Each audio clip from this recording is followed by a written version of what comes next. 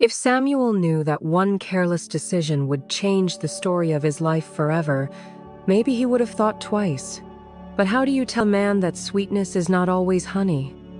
Or that not everything that shines is gold? Before I continue with this true life story, let me know where you are watching from in the comment box, and I will give you a thumbs up. Samuel was a mechanic in Benin City. Not just any mechanic. He was well known.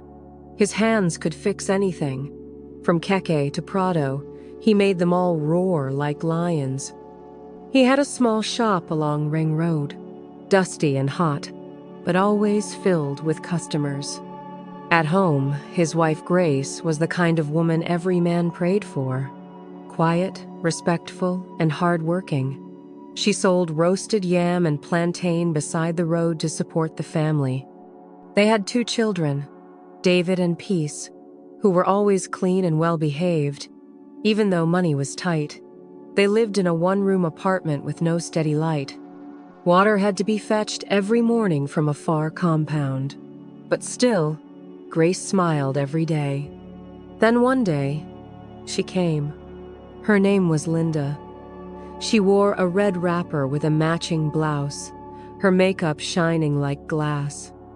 Her eyes were sharp and her voice soft like butter. She came to Samuel's shop with a spoiled car and a child tied to her back.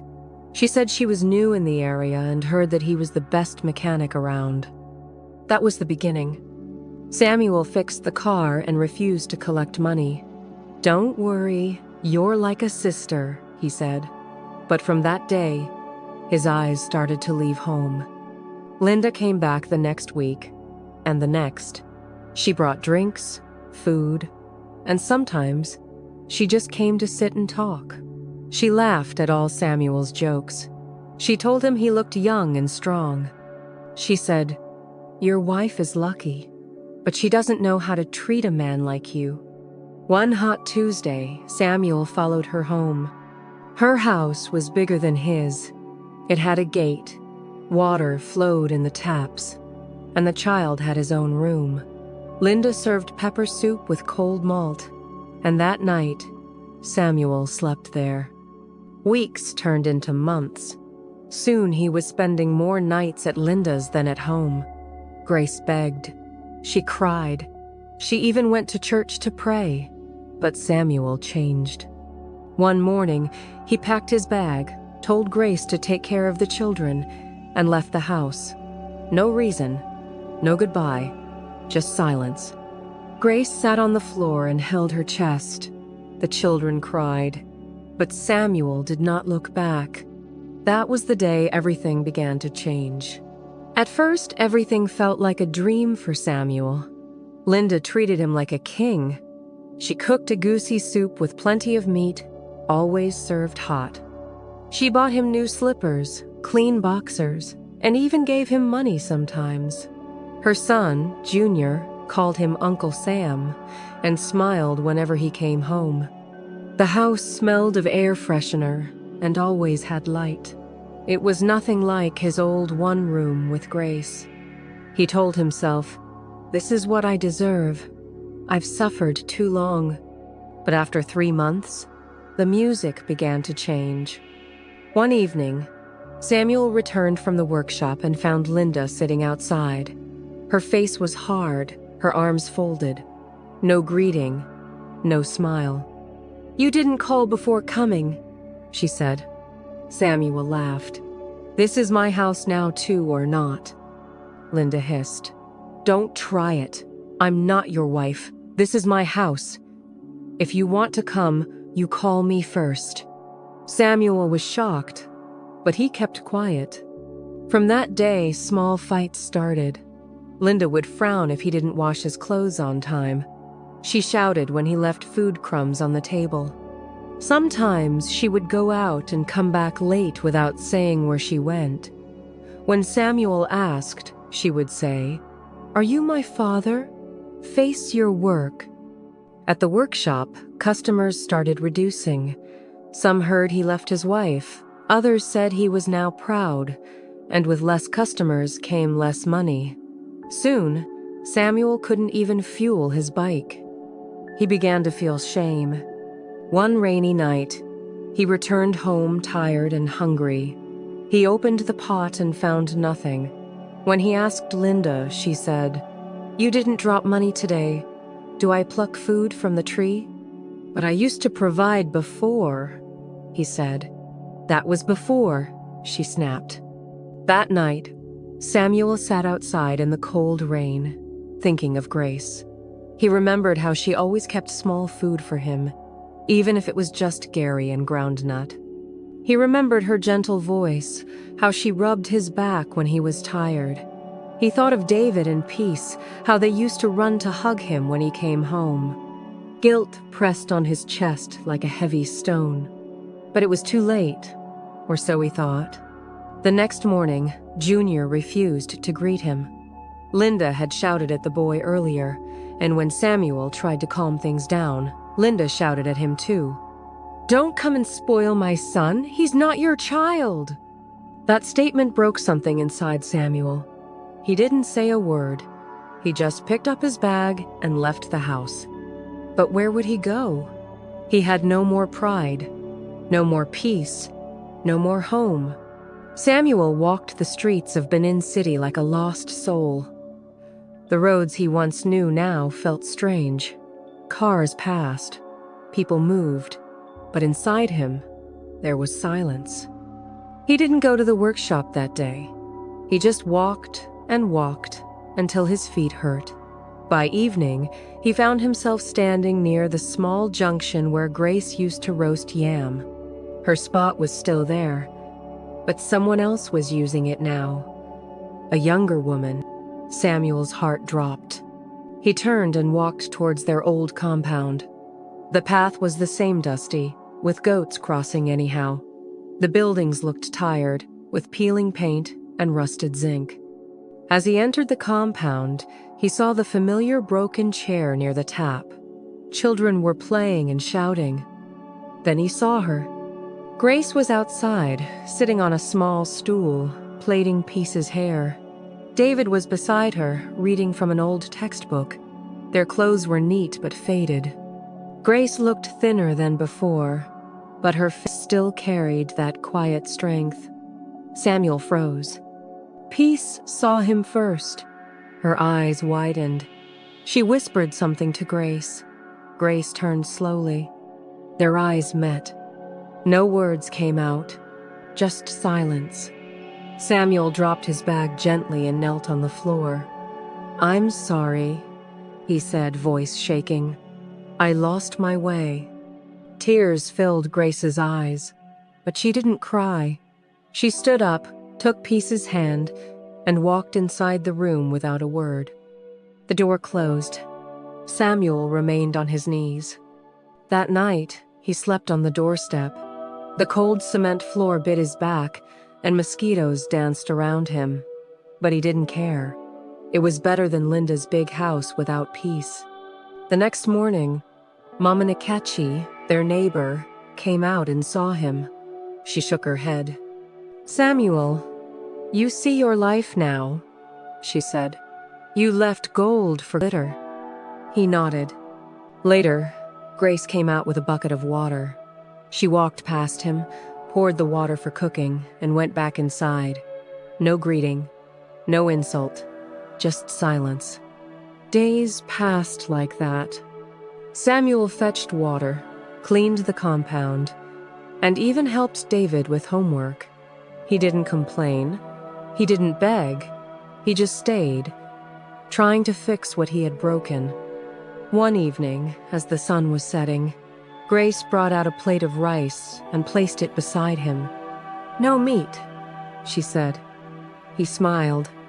"Even rice is too much," he replied. They both laughed a little, quietly. Peace ran out and hugged his leg. David gave him a drawing of a family holding hands.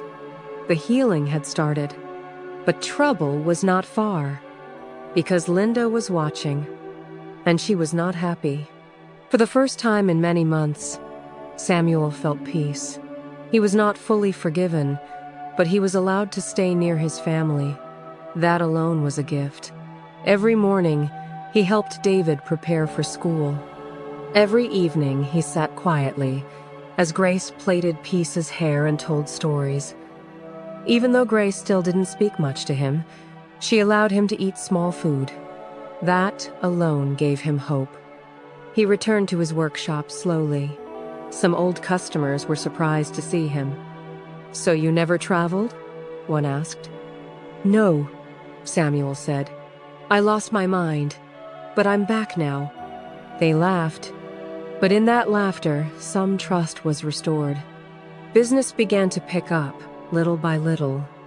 But just when life started to breathe again, the past came knocking. One hot Saturday, Samuel was under a car bonnet when he saw Linda. She walked straight into the workshop like she owned it. She wore tight jeans and carried a handbag that looked expensive. Her eyes were sharp like the first day they met. "So this is where you're hiding?" she said loud enough for everyone to hear. Samuel wiped his hands. "Linda, what are you doing here?" She laughed bitterly. "You think you can use me and run away like that? Who do you think you are?" "Please don't cause a scene," Samuel said, voice low. "There's nothing left between us." "Oh, really?" she said, stepping closer. "Then maybe Grace should come and collect the things I bought for you. Or should I tell her how you used to beg me for money?" Some customers were now watching. Samuel felt his throat dry. "Linda, please. I've said sorry. Let's move on," she hissed. "I don't forgive fools. You think I didn't know you'd come crawling back to that woman? You'll hear from me." She turned and walked out, her heels clicking like thunder on the cement floor. That night, Grace didn't speak to Samuel, but she left his plate outside the door. He knew she had heard. 2 days later, trouble arrived like a thief in the night. One of Samuel's loyal customers came to the shop with a worried face. "Your name is spreading online," he said. "What do you mean?" The man showed Samuel his phone. A Facebook post was going viral. It had Samuel's photo, taken secretly, with a long caption. "This man left his faithful wife for me. I gave him shelter, food, and clothes. He ran away when things turned tough. Beware of him. Users like him deserve shame." Comments were pouring in. People were tagging each other. Some called Samuel a disgrace. Others shared the post again and again. Samuel felt the world spinning. In just one day, 3 customers canceled appointments. He went home and sat on the floor, holding his head. Grace walked in and saw the phone in his hand. She read the post. She said nothing. But she didn't walk away either. Instead, she sat beside him and whispered, "This battle is bigger than pride. Let God fight for us." Samuel cried like a child. It was around 4:30 in the morning when the loud banging began. Samuel jumped up from the mat. Grace was already on her feet, holding the children close. Voices outside were shouting. Something was burning. He rushed to the door and opened it. Fire. The small shed beside their compound, where a woman sold firewood, was on fire. Flames danced angrily, eating through wood and plastic. People were running with buckets, shouting, crying. Then someone pointed. "It's spreading toward the mechanic's workshop." Samuel's heart stopped. He didn't wait. He ran barefoot across the street. The fire was already licking the edges of his small shop, his precious tools, his only hope. He grabbed a bucket from the gutter and joined the fight. Others helped. Water flew in all directions. Smoke covered the sky. Someone called the fire service, but they didn't come. By sunrise, the fire had been stopped. Half of the workshop was gone. Burnt wood, melted tools, ashes. Samuel stood in front of it, covered in sweat and smoke. He didn't cry. He just stared. Then he saw something on the ground. A small nylon bag with red lipstick and powder. It was not there yesterday. His heart sank. Later that day, Mama Nkechi came to the house with a serious face. "I saw her," she said to Grace. "That Linda woman. She came around midnight. I thought she was looking for someone. But now, I'm not sure." Grace's eyes did not blink. That evening, the police came. Someone had reported that a woman was seen near the fire before it started. They took Samuel to the station to ask questions. He told them everything. About Linda. About the Facebook post. About the threats. 2 days later, Linda was arrested. She denied everything at first, but her story cracked. They found a fuel container near her house, and someone had seen her buying matches the night before. The fire had been planned. Samuel was released. Linda was charged, but the damage had been done. With the shop half burnt and tools destroyed, he had no income. Grace went back to roasting yam to feed the children. And Samuel, he began again from scratch. But something changed. People in the area who once mocked him began to respect him. Some customers returned. One gave him a used toolbox. Another offered to help rebuild the shed. Grace stood beside him through it all. One evening, as they watched the children sleep, Samuel held her hand gently. "Grace," he said, voice low, "you're more than a wife. You're my miracle." She smiled finally. "Let's just thank God." And they did. Together. Sometimes, life has to break you down before it builds you up. True love is not just in words, but in staying, even when everything burns. What part touched you the most? Please share in the comments. A new story is coming soon. Subscribe and turn on notifications so you don't miss it.